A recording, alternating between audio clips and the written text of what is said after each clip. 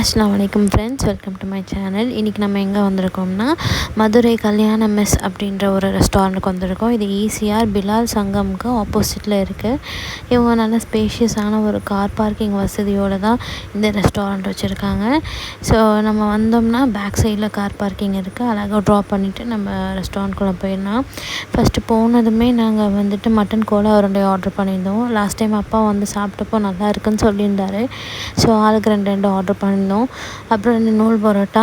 இவங்க கடையோட ரொம்ப ஃபேமஸே இந்த மட்டன் பிரியாணியாக சீரக சம்பாவில் பண்ணியிருந்தாங்க. அதுவும் சூப்பராக இருந்துச்சு. ஸோ அது அப்புறம் மட்டன் நல்லி சாப்ஸு, குடல் கிரேவி எல்லாம் வந்துச்சு.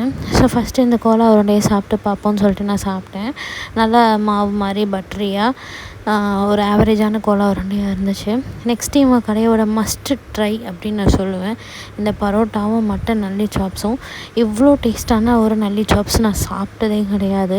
அந்த மட்டன் குக் பண்ணி இருக்கிற விதம் பாருங்களேன், அப்படியே பட்டர் மாதிரி கையில் அப்படியே அழகாக உருகிரும் போல் அவ்வளோ சாஃப்டாக பஞ்சு மாதிரி இருந்துச்சு. அது நீங்கள் வந்தீங்கன்னா இங்கே கண்டிப்பாக ட்ரை பண்ணுங்கள். அப்புறம் கொத்து பரோட்டா, பன் பரோட்டா, அப்புறம் கறி தோசை, மட்டன் கறி தோசை ட்ரை பண்ணியிருந்தோம். எல்லாமே சூப்பராக இருந்துச்சு. எதுவுமே குறை சொல்கிற அளவுக்கு கிடையாது. அவங்க கொடுத்த அந்த குழம்போடு சேர்த்து சாப்பிட்றதுக்கே அல்டிமேட்டாக இருந்துச்சு. இந்த குழம்பு வந்து பரோட்டாவுக்கு கொடுத்துருந்தாங்க, நான் தோசைக்கும் எடுத்து சாப்பிட்டுக்கிட்டேன். இவங்க கடையில் வந்து அந்த மட்டன் நல்லி சாப்ஸ் தான் நான் திரும்பி திரும்பி எடுத்து சாப்பிட்டுட்டு இருந்தேன். அவ்வளோ டேஸ்ட்டு. அந்த பரோட்டாவோட வச்சு சாப்பிட்றதுக்கு வந்து அல்டிமேட்டாக இருந்துச்சு. நீங்கள் வந்தீங்கன்னா கண்டிப்பாக ட்ரை பண்ணி பாருங்கள், மிஸ் பண்ணிடாதீங்க. அப்புறம் ஒரு பன்னீர் டிக்கா வாங்கியிருந்தோம். என் குழந்தைக்கு பன்னீர் கொடுக்கலாம் அப்படின்னு சொல்லிட்டு இந்த மசாலாலாம் எடுத்துகிட்டு கொஞ்சமாக நான் அவனுக்கு வந்து அந்த பன்னீர் கொடுப்பேன்.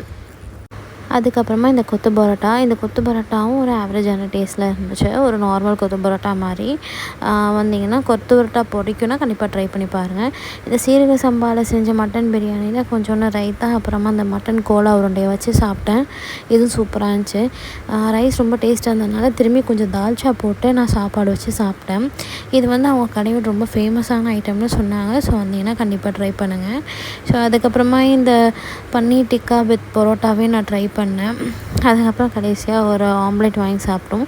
இது அக்காவுக்கு தோசை வாங்கியிருந்தா. இதுவும் சூப்பராக இருந்துச்சு. எல்லாம் சாப்பிட்டுட்டு நாங்கள் கிளம்பி வெளியே வந்துட்டோம். வெளியே சைடில் அவங்கக்கிட்ட இந்த கடையில் டீ குடிச்சிட்டு கிளம்பிட்டோம். டீயும் சூப்பராக இருந்துச்சு. ஸோ ஈஸியாக சைடு வந்தீங்கன்னா கண்டிப்பாக இந்த ரெஸ்டாரண்ட் ட்ரை பண்ணி பாருங்கள். தேங்க்ஸ் ஃபார் வாட்சிங் மை வீடியோ.